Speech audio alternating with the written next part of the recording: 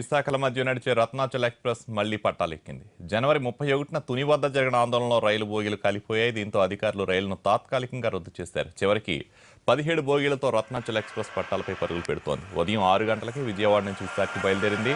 మధ్యాహ్నం విశాఖకి చేరుకుంటుంది.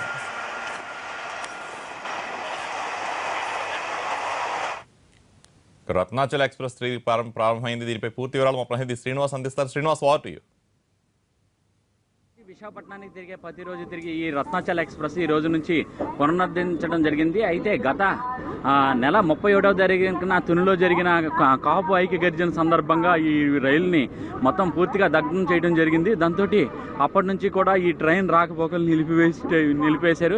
మొత్తం చూసినట్లయితే మొత్తం దీనికి సంబంధించి రైలుకి సంబంధించి ఈ గత వారం రోజులుగా కూడా ఎక్కువ మంది ఉద్యోగులు, కార్మికులు వాళ్ళందరూ కూడా ప్రయాణించే ఈ ట్రైన్లోని ప్రయాణికులు రద్దీగా ఉంటుంది. అయితే ఈ ట్రైన్లోని వెళ్ళటానికి మట్టికి ఎటువంటి అవకాశం లేకపోవడంతో తీవ్ర ఇబ్బందులు పడ్డారు. దీంతో రైల్వే శాఖ యుద్ధ ప్రాతిపదికన చర్యలు చేపట్టి మొత్తం 17 బోగీలతోటి ఈరోజు ఈ రైలుని పునరుద్ధరించడం జరిగింది. అయితే ఇప్పుడు ప్రస్తుతం చూసినట్లయితే మొత్తం ఈ రైలుకి సంబంధించి మొత్తం 24 బోగీలు ఉంటాయి. అయితే ఈ 24 బోగీలకు సంబంధించి కేవలం 17 బోగీలతో మాత్రమే ఈ ట్రైన్ని ఈరోజు నడపడం జరుగుతుంది. అయితే మిగిలిన బోగీలను కూడా, అంటే ఈ 17 బోగీలు నడుపుతున్న కారణంగా ఇంకా ఈ 7 బోగీలను కూడా అదనంగా కొద్దిగా పరిశీలన చేసి తర్వాత వాటిని కూడా దీన్ని నడుపుతామని చెప్పేసి రైల్వే అధికారులు చెప్పడం జరుగుతున్నది. అయితే చూసినట్లయితే ఈ కాపు ఐక్య గర్జన సందర్భంగా మొత్తం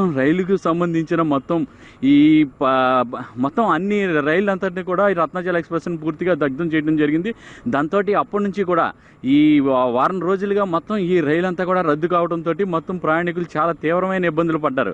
తమకు చాలా ఇబ్బంది కలిగి వేరే ప్రత్యామ్నాయ మార్గాల ద్వారా బస్సులు రావడం కూడా ఇబ్బందిగా ఉంటుందని చెప్పేసి రైల్వే అధికారులకు తెలియజేయడం జరిగింది. దాంతో రైల్వే అధికారులు స్పందించి ఈ మేరకు రత్నాచల్ ఎక్స్ప్రెస్ను పునరుద్ధరించడం జరిగింది. ఈ రోజు నుంచి ఈ రత్నాచల్ ఎక్స్ప్రెస్ యథావిధిగా తిరుగుతుందని చెప్పేసి రైల్వే అధికారులు చెప్తున్నారు. అయితే ప్రస్తుతం 17 బోగీలు తిరుగుతున్నందున మరొక 7 బోగీలని దీనికి జోడించి మొత్తం 24 బోగీలతోటే త్వరలోనే ఇది మరింత ఎప్పటిలాగానే పునరుద్ధరిస్తామని చెప్పేసి రైల్వే అధికారులు కూడా చెప్పడం జరుగుతున్నది.